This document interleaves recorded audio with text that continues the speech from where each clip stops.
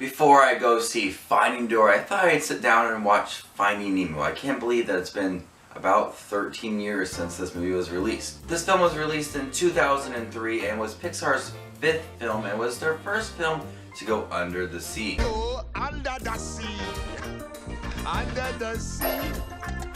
Nobody beat us, fry us, and eat us in fricassee. Marlin, voiced by Albert Brooks, who I love in Drive. He's a really good actor in Drive, but I always forget that he voices Marlin in Finding Nemo. And he is an overprotective father. After an extreme barracuda accident, he is left with only one son out of like a million. He had like a million kids. He got busy.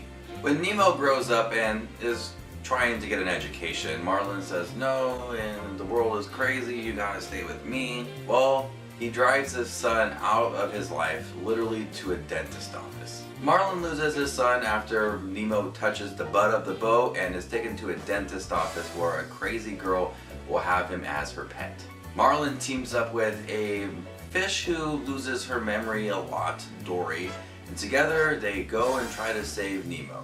Along the way they meet a bunch of sharks and turtles and a bunch of other fish, and I could sit down and watch this movie over and over again a million times and still not believe that a clownfish will ever save another clownfish across the sea from a dentist's office. Not gonna happen. I never got the chance to see Finding Nemo in theaters or when it was re-released in 3D, but yet I still really admire this film. It set a standard of how animated movies should be. You should have a good moral, it should be family fun, it should be beautiful, it should be energetic, great characters, and that is what Finding Nemo is. What makes Finding Nemo work so well is its characters of Marlin and Dory. Voiced by Albert Brooks and Ellen DeGeneres, two completely different people, but yet their characters are so memorable. I could sit down and watch WALL-E, Ratatouille, Cars, A Bug's Life, Up, and to me those characters are not that memorable.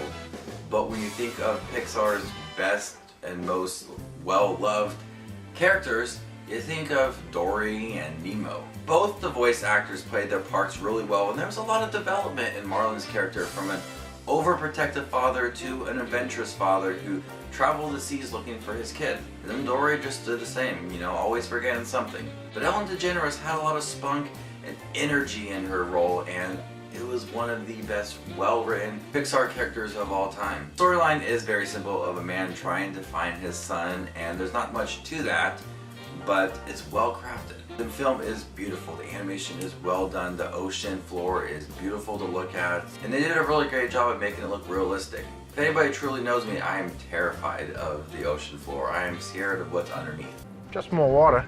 The idea of big, massive whales, dark ocean floors creeps me out, and at points, Finding Nemo did creep me out because they went that route. There is so many side characters. You have the sharks, and the turtles, and the fish tank. You have the birds. There are a lot of characters, and surprisingly, each one of them is very special to the movie and really well done.